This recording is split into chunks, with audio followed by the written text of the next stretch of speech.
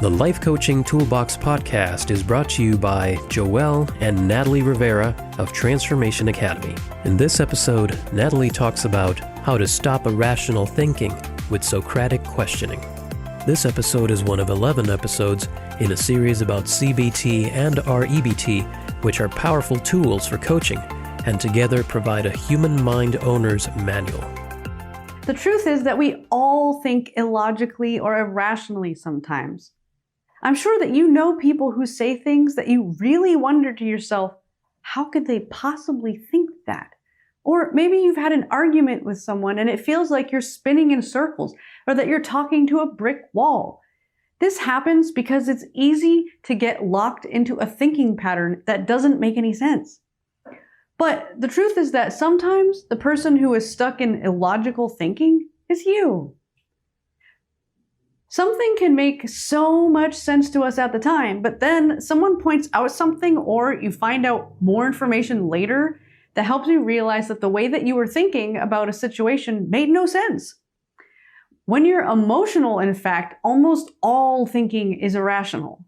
The reason is that when we become emotional, our emotional center in our brain, called the amygdala, kicks in and floods our bodies with chemicals. And at the same time, the prefrontal cortex, which is responsible for rational thought, shuts off.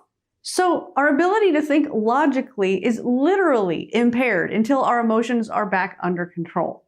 Now, this is really good to know, and it's a great reason for never making decisions when you're highly emotional, and why you should never continue to talk or argue when either you or the other person is highly emotional. So now you know, because nothing good will come out of it.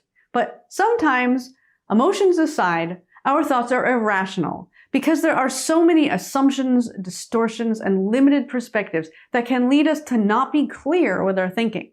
Now, the good news is that there are ways to root out illogical thoughts, which is important because our thoughts impact our emotions and actions, and we don't want to be creating our life experience based on thoughts that aren't even true. So this is where Socratic questioning comes in, which is also referred to as cognitive restructuring. So Socrates was an early Greek philosopher who was one of the greatest thinkers of all times. And he was famous for his ability to prove that someone else's thinking was illogical. The person would state their opinion, and then Socrates would ask them questions until he led the person to make a statement that contradicted their original claim, which of course then showed that their original opinion was illogical because they proved themselves wrong. So the philosophy behind this type of questioning is that disciplined questioning can help a person uncover the truth, expand their thinking, uncover assumptions, and follow a line of thought all the way through to make sure that it makes sense. So you'll notice that this type of questioning is used in a number of different activities throughout this program. So thoughts are going on inside of our minds all the time, like a running dialogue. And often they're happening so fast that we aren't aware that they're even happening. So we have an entire section of this course dedicated to developing awareness. But to start, use this activity to begin to tune into your thoughts and question them. So the attachment that goes with this video helps you use Socratic questions on yourself to determine if what you're thinking is logical, and if not, to find where you're going wrong. So start by identifying the thought that you would like to question. Write down a specific thought, usually one that you suspect is destructive or irrational. Next, write down the evidence for and against this thought. What evidence is there that this thought is accurate? And what evidence exists that calls it into question? And once you've identified the evidence, you can make a judgment on this thought, specifically whether it's based on fact or simply your feelings.